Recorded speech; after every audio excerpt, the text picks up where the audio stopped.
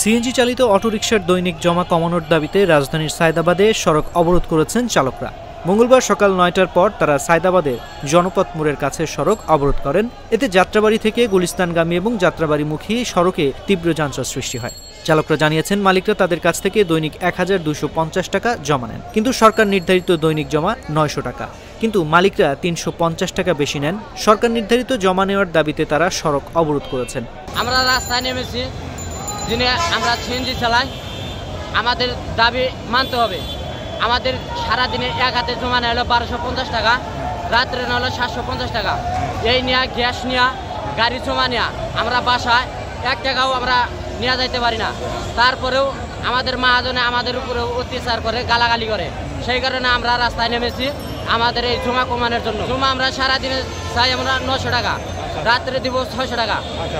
এটা মানলে হালা আমরা মেনে যাবো। রাস্তায় সরকারি নির্ধারিত ৯০০ টাকা জমা, ৩৫০ টাকা বেশি নেয়।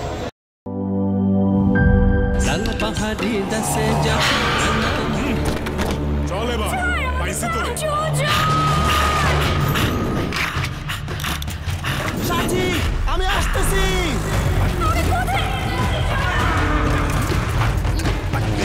গাড়ির সাথে পাল্লা, আমার সুযোগ যাতা না।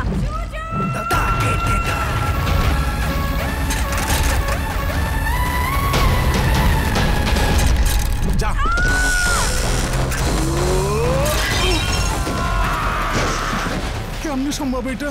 জাপানিজ প্রযুক্তিতে তৈরি ডিসেন্ট স্পেয়ার পার্টস, যা মজবুত ও অধিক প্রেশার নিতে সক্ষম, তাই চলে বহুদিন। আমার রিকশায় লাগাইছি ডিসেন্টের পার্টস। গাড়ি শুধু চলে না, ওরেও